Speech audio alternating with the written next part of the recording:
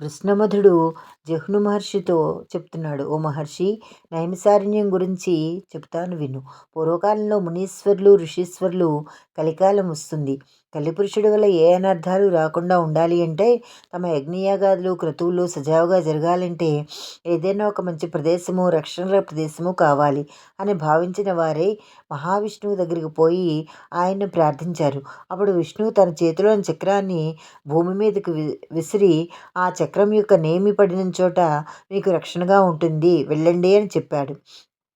ఆ చక్రం నేమి ఎక్కడైతే పడిందో అదే నైమిషము. అదంతా అరణ్య ప్రదేశం కాబట్టి నైమిసారణ్యము అనబడింది. అక్కడ మునీశ్వరులు ఋషీశ్వరులు అందరూ యజ్ఞయాగాది క్రతువులు నిర్వహిస్తూ కాలక్షేపం చేస్తున్నారు. నైమిసారణ్యంలోని ముని మునీశ్వరులందరూ జ్ఞాన వైరాగ్యాలు కలవారు, ఇంద్రియ నిగ్రహం ఉన్నవారు, ఆత్మజ్ఞానం కలవారు, అందరూ గొప్పవారే, అందరూ మహానుభావులే. అయితే ఒక రోజున వారిలో వారికి తగువ ఏర్పడింది. నేను గొప్ప అంటే నేను గొప్ప అనుకున్నారు. ఇంతలో భృగు మహర్షి లేచి, నేను యోగీశ్వరుణ్ణి, తపస్సాలిని, కాబట్టి నన్ను మించిన వారు లేరు అన్నాడు. గౌతమ మహర్షి, అందరిలోకి నేనే పెద్దవాడును, నేను ఒక బ్రహ్మకల్పం పాటు తపస్సు చేశాను అన్నాడు. లోమిసుడు, లోకంలో గురువులందరికీ నేనే గురువును అన్నాడు. వేదాంగాలు శాస్త్రాలు చదివాను కాబట్టి నేనే గొప్ప అన్నాడు గార్గేయుడు. సత్కర్మలు ఆచరిస్తాను, అది కూడా చేయవలసిన సమయంలో కర్మలు చేస్తాను కాబట్టి నేనే గొప్పవాడిని అన్నాడు మాండవ్యుడు. పులస్త్యుడు, నేను వేద శాస్త్రాలన్నీ అవపోసన పట్టాను, పైపెచ్చు ఆత్మజ్ఞానాన్ని కాబట్టి జ్ఞానిని కాబట్టి అందరిలోకి గొప్పవాడిని నేనే అన్నాడు. సౌనకుడు లేచి, ఆత్మజ్ఞానంలో నాకన్నా ఉత్తముడు లేడు ఈ అన్నాడు. ఈ మునీశ్వరులో నేను గొప్ప అంటే నేను గొప్ప అని వాదించుకుంటున్నారు. వాదన ముదిరి తగాదాగా మారింది. ఒకరినొకరు తిట్టుకున్నారు, పైపెచ్చు కొట్టుకున్నారు. ప్రశాంతతకు చిహ్నమైన నైమిసారణ్యము రణరంగంగా మారిపోయింది. అక్కడ అందరూ పెద్దలే, చెప్పేవారు లేరు, వినేవారు లేరు. అందరూ నేను గొప్ప అంటే నేను గొప్ప అని వాదులాడుకున్న సమయంలో నారదుడు వచ్చాడు. మహర్షులంతా తమ వివాదము నారదుడికి వినిపించి తమలో ఎవరు గొప్పో చెప్పమన్నారు. ప్రతి వారి వాదన విన్నాడు నారదుడు. దీని ప్రకారం నువ్వు చెప్పిన ప్రకారం నీవే గొప్ప అన్నాడు. ఈ మాట ప్రతి మహర్షికి చెప్పాడు. నారదుడు చెప్పిన ప్రకారం అక్కడ ఉన్న ప్రతి మహర్షి గొప్పవాడే. మరి వాళ్ళలో గొప్పవారెవరు, ఈ విషయం తేలాలి కదా. తగాదా మొదట్లోనే ఉంది. నారదుడు అక్కడి నుంచి బయలుదేరి వైకుంఠానికి వెళ్ళాడు. నారాయణుడికి నమస్కరించాడు. నైమిసారణ్యంలో జరుగుతున్న విషయాన్ని పోసగుచ్చినట్లు వివరించాడు. విన్నాడు ఆదిదేవుడు. అప్పుడు నారదుడితో, నారద, నైమిసారణ్యంలో ఉన్న వారంతా మహాజ్ఞానులై ఉండి కూడా అజ్ఞానులాగా నేను గొప్ప అంటే నేను గొప్ప అనుకుంటున్నారు. ఇది చాలా బాధపడవలసిన విషయము. ఈ తగవును కేవలం ఉపాయంతోనే పరిష్కరించాలి.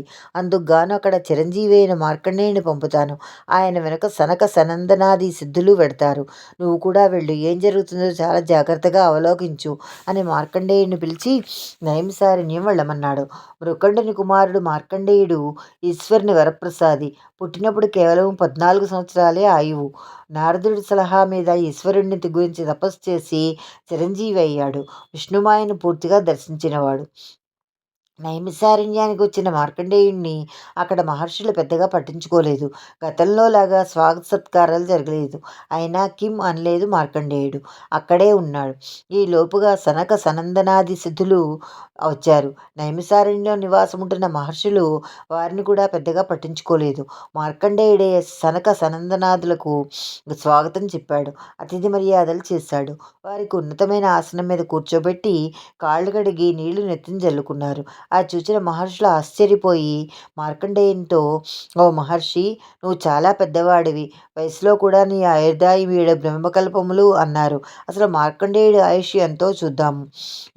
యుగాలు 4: కృతయుగము, త్రేతాయుగము, ద్వాపరయుగము, కలియుగము.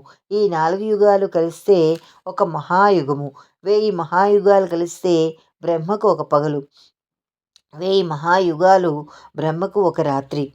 అంటే 2000 మహాయుగాలు బ్రహ్మకు ఒక రోజు.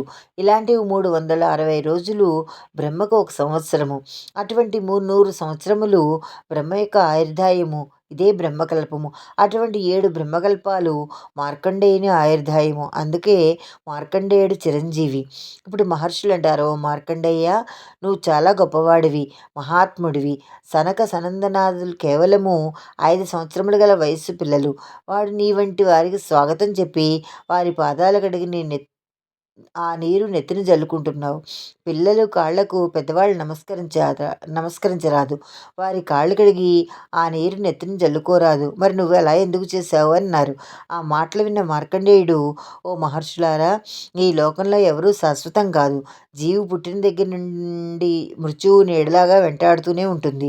రోజు రోజుకు వయసు పెరుగుతుంది అనుకుంటాము, కానీ ఆయుర్దాయం తగ్గిపోతుందని గుర్తించము. నేను చిరంజీవిని అంటున్నారు. నా ఆయుర్దాయం ఎంత? నీ ఆయుర్దాయం కన్నా ఎక్కువ. 7 బ్రహ్మకల్పాల తర్వాత అది కాస్త తీరిపోతుంది. ఎంత గొప్పగా జీవించినా చివరికి ఎంతటి వారికైనా మృత్యువు ఒడి చేరవలసిందే. అజ్ఞాని మాత్రమే చస్తాడు, జ్ఞాని చావడు అని ఎక్కడా లేదు. వేదాలు చదివినా, శాస్త్రాలు చదివినా, యజ్ఞయాగాది క్రతువులు చేసినా, యోగాభ్యాసం చేసినా, దాంద్రమాలు చేసినా చివరకు మానవుడు మరణిస్తాడు. ఇది తప్పదు. యోగాభ్యాసము, ఉపవాసాలు, తపస్సు ఏమి చేసినా ఉపయోగం ఏమిటి? జ్ఞానహీనుడు పశుప్రాయుడు. కాకిలాగా కలకాలం బ్రతికే ఉన్న హంసలాగా 6 నెలలు జీవిస్తే చాలు. జ్ఞాని కొద్ది కాలము జీవించినా అది గొప్పతనమే. జన్మించిన ఏ ప్రాణికైనా మరణం తప్పదు. పుట్టిన ప్రతి జీవి మరణించి తీరుతుంది. ఇందులో సందేహం లేదు. మరణించిన వారికి జన్మము తప్పదు. సనత్కుమార సనత్సుజాత అనే పడే నలుగురు బ్రహ్మ మానసపుత్రులు వారు జన్మించిన తర్వాత ఈ జగత్ సృష్టిలో పాలు పంచుకొనడం ఇష్టం లేక ఊర్ధ్వ రేతిస్కులై తపోవనాలకు వెళ్ళిపోయారు. వీరు ఎప్పుడు 5 సంవత్సరాల బాలల మాదిరిగా కనిపించేటట్లుగాను వరం పొందారు. కాబట్టి వారిని చూచి 5 సంవత్సరాల బాలలు అనుకుంటారు. వీరి వయస్సు ఎంతో ఎవరికీ తెలియదు. వీరు మహానుభావులు, విష్ణు భక్తులు. వీరు శ్రీ మహావిష్ణువు మనస్సులో స్థానం సంపాదించుకున్నారు. నిరంతరము శ్రీమన్నారాయణని సేవిస్తూ ఆయన్నే స్మరిస్తూ ఉంటారు. సంసారం అనేది ఒక లంపటం. అందులో పడినవాడు గానుగ కట్టిన ఎద్దులాగా అలా తిరుగుతూనే ఉంటాడు. దానికి అంతం ఉండదు. అందుకే వీరు సంసారాన్ని వదిలి శ్రీ మహావిష్ణువు సేవిస్తున్నారు. బాలురుగా కనిపించినా వీరు వృద్ధులే. నాకడను వీరే గొప్పవారు. అందుకే నేను వీరిని సేవించాను. వీరి పాదోదకం శిరస్సును చల్లుకున్నాను. ఎవరు బుద్ధిమంతుడో వారు వృద్ధుడు, అంతేగాని వయస్సు పెరిగిన వాడు వృద్ధుడు కాడు అని చెప్పాడు మార్కండేయుడు. ఆ మాటలు విన్న నైమిసారణ్యుల మహర్షులంతా సిగ్గుపడ్డారు. వారందరూ మార్కండేయుడికి సనక సనందరాదుల పాదాలకు నమస్కారం చేశారు. మేము తప్పు చేశాము, అజ్ఞానంతో అలా ప్రవర్తించాము. మమ్మల్ని క్షమించి మాకు పరజ్ఞానాన్ని ప్రసాదించండి అని వేడుకున్నారు. మార్కండేయుడు వైకుంఠానికి పోయి జరిగిన విషయమంతా విష్ణువుకు తెలియజేశాడు. రాబోయే కాలంలో వ్యాసునిగా జన్మించిన వేద విభజన చేసి వేదాల్లో ఉన్న ధర్మాలను అందరికీ అందించే ఉద్దేశంతో అష్టాదశ పురాణాలు వ్రాసి తన శిష్యుల ద్వారా వేదాలు, పురాణాలు నైమిసారణ్యంలో తపస్సు చేసుకుంటున్న మహర్షులకు బోధించి జ్ఞానోదయం కలిగిస్తాడు అని చెప్పాడు శ్రీహరి. భూలోకంలోని మానవులకు కూడా జడత్వము, అలసత్వములను వదిలి నిరంతరము విష్ణు సేవలో తరిస్తారు అని జహ్ను మహర్షికి చెప్పాడు దృశ్యం దృశ్య దృశ్యమధుడు. మాఘమాసం 19వ పురాణం సమాప్తం.